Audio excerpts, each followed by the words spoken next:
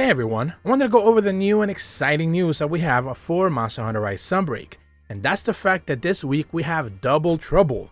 That's because Capcom decided to go ahead and drop two brand new event quests where they typically just go ahead and give us one event quest per week.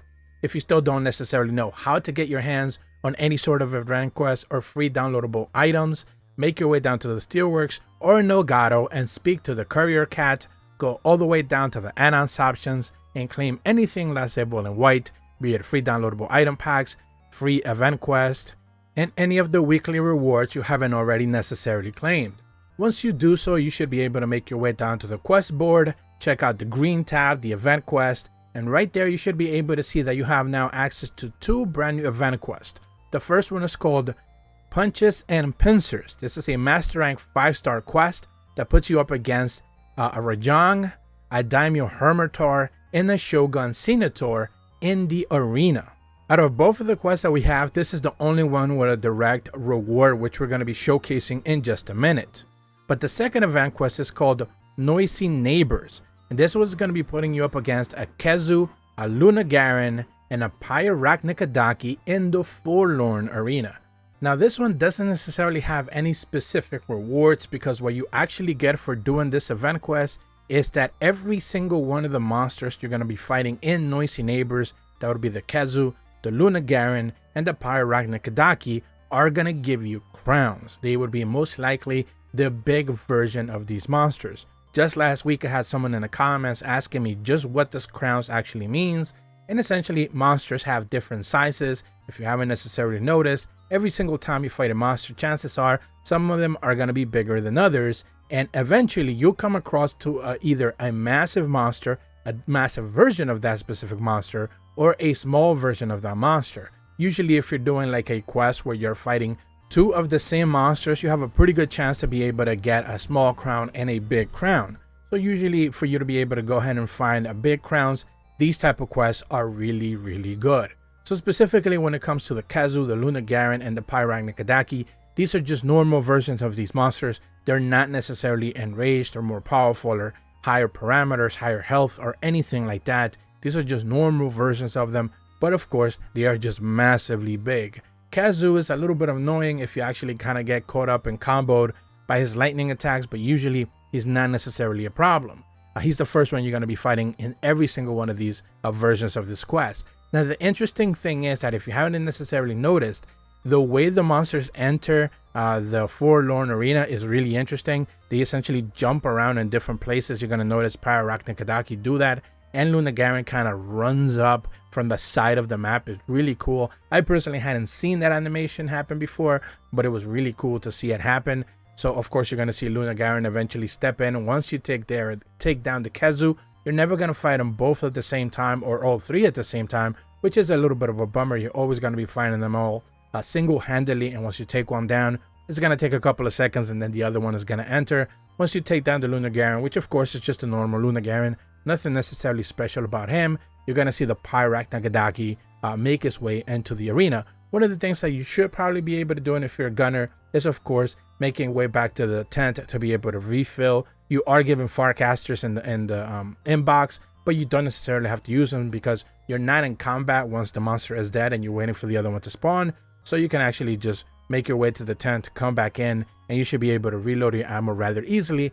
And even better, someone should be at the very least on your team dropping a trap or two pretty much at the spot of the entrance, so you can just easily maul these monsters even faster than you probably normally would have. There's no real reason to actually let them run around freely amok. You should be able to drop a trap or two and take care of them relatively easy. So once you're done with this quest, that's kind of it. There's no direct rewards for this one. It's just the fact that you're going to be able to get big crowns, and of course that really interesting twist that you're going to be fighting monsters in the Forlorn arena that usually don't show up there.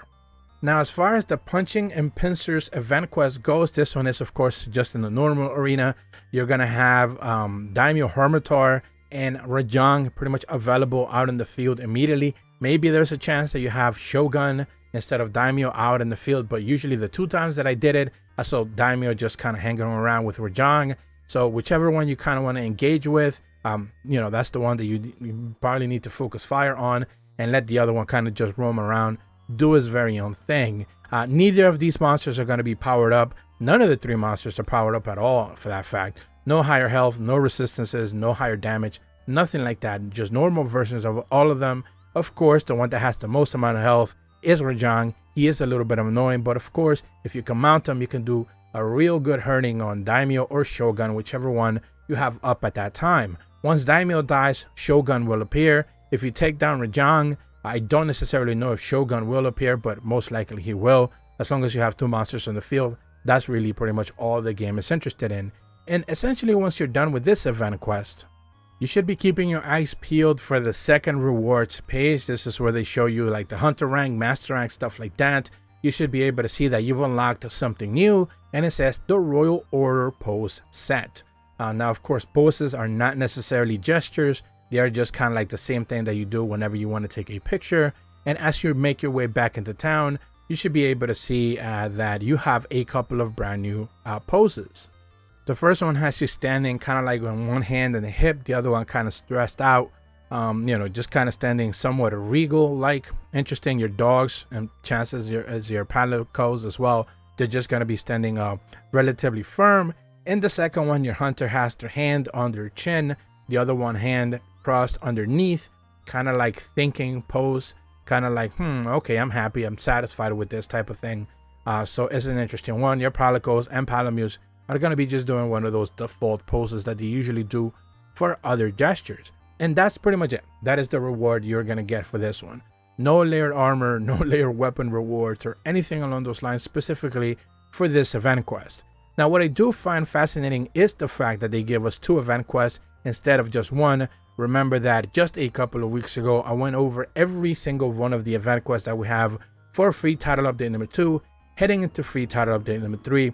And essentially, this one throws a little bit of a wrench on the timing as we're expecting quests. I just recently made a video where I was talking about the upcoming investigation quest, where you're going to be fighting the dual thread Malzeno and Shagaru Magala in the Citadel. And we were expecting that quest to be in the second week of November. But now it probably is going to end up being next week.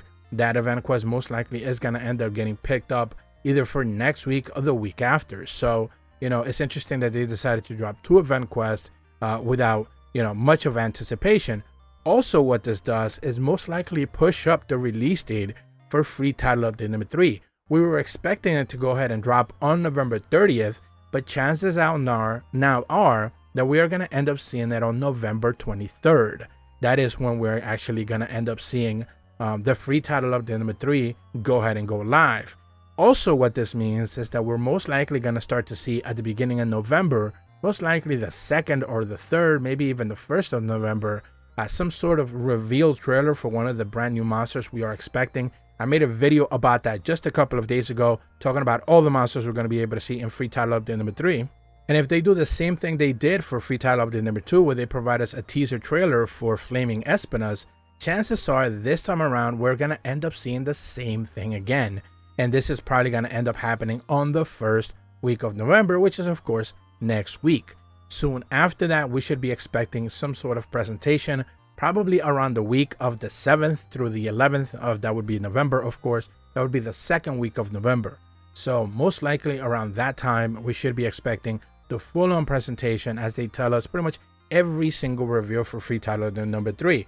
On top of that, just like I went over yesterday and the past weeks as well, they're starting to drop like whatever we are calling free brand new features. And yesterday we went over the fact that they are revealing that, of course, weapon buffs are going to be making their way into Sunbreak. They revealed that gun lances and gun lance shelling is going to get boosted. So of course, just every single weapon through Curious Crafting ended up getting some sort of buff. Is something that a lot of people are now expecting. They're not just necessarily wishing for that.